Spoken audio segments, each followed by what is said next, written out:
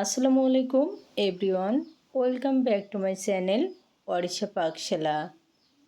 আজকে হাজির হয়ে গেলাম খুবই মজার টেস্টি একটা নাস্তার রেসিপি নিয়ে।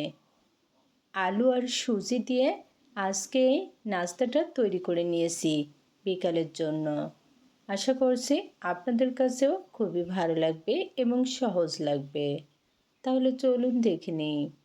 আজকের নাস্তা তৈরির জন্য লাগবে আলু।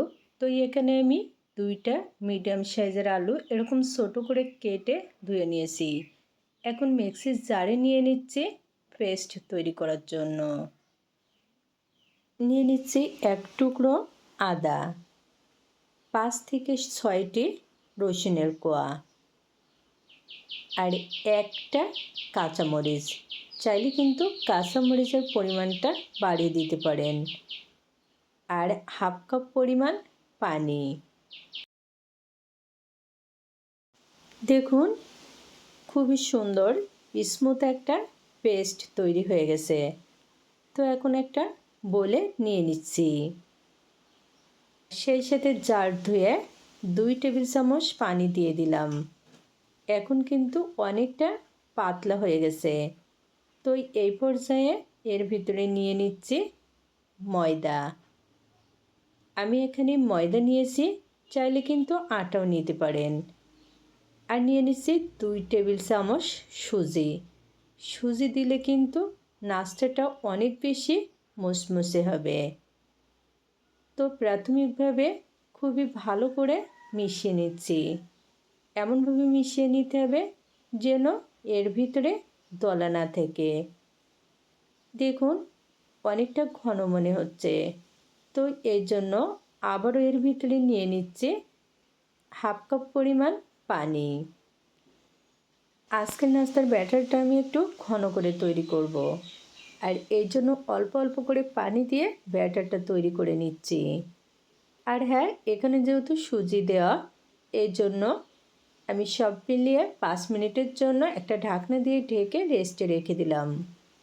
মিক্সিতে নিয়ে নিচ্ছে হাফ কাপ পরিমাণ নারিকেল কুচি, 1 মুঠ বাদাম।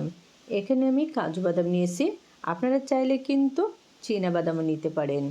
একটা কাঁচামরিচ, 1 চিমটি লবণ, 2 টেবিল চামচ পানি। এখন পেস্ট তৈরি করে নিব। প্যানে হাফ টি টেবিল চামচ সাদা তেল নিয়েছি। নিয়ে নিচ্ছি হাফ টি টেবিল চামচ আস্ত জিরা আর অল্প পরিমাণে ধনিয়া পাতা। 30 সেকেন্ড নেড়ে ছেড়ে ভেজে নিয়ে নিচ্ছি তৈরি করে রাখা নারিকেলের পেস্ট। সব মিলিয়ে 2 থেকে 3 মিনিট নেড়ে ছেড়ে নিব। এতে করে চাটনির ফ্লেভারটা কিন্তু খুবই সুন্দর আসবে। এভাবে একবার চাটনি তৈরি করে খেয়ে দেখবেন, খুবই টেস্টি। চাইলে কিন্তু এখানে চিলি ফ্লেক্স অ্যাড করতে পারেন। দেখুন আমার চাটনি কিন্তু এখন পুরোপুরি রেডি। তো চুলা থেকে নামিয়ে ঠান্ডা করে পরিবেশন করব। আর এদিকে কিন্তু আমার ব্যাটারটাও পুরোপুরি রেডি হয়ে গেছে। দেখুন রেস্টে রাখার জন্য অনেকটা কিন্তু ঘন হয়ে গেছে। তো এই পর্যায়ে এর ভিতরে নিয়ে নিচ্ছি পরিমাণ মতো কাঁচামরিচ কুচি, 1 টেবিল চামচ পেঁয়াজ কুচি, হাফ টি টেবিল চামচ ভাজা জিরার গুঁড়া, হাফ টি টেবিল চামচ চিলি ফ্লেক্স, স্বাদ মতো লবণ, হাফ টি টেবিল আস্ত জিরা, 1 টেবিল চামচ ধনিয়া পাতা কুচি। এখন সব উপকরণগুলো আবারও খুবই ভালো করে মিশিয়ে নিচ্ছি। নাস্তার ব্যাটার কিন্তু ফাইনালি রেডি। ব্যাটারের ঘনত্ব কিন্তু ঠিক এরকমই হবে, খুব বেশি পাতলা হবে না, এরকম ঘন হবে। তো চুলায় প্যান বসিয়ে দিয়ে প্যানে পরিমাণ মতো তেল নিয়ে নিলাম।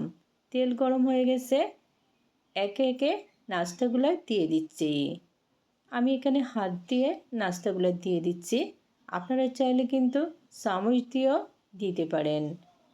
আর হ্যাঁ, এই পর্যায়ে কিন্তু চুলার আঁচটা মিডিয়াম টু লোতে রাখতে হবে।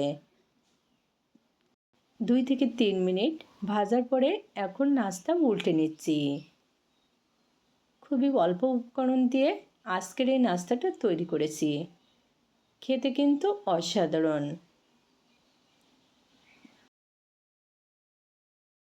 2 থেকে 3 বার উল্টে পাল্টে নাস্তাগুলো ভাজার ফলে দেখুন নাস্তায় দারুণ সুন্দর কালার চলে এসেছে, আর সেই সাথে কিন্তু নাস্তাও ভাজা হয়ে গেছে। তো এখন তেল থেকে নাস্তাগুলা তুলে নিচ্ছি।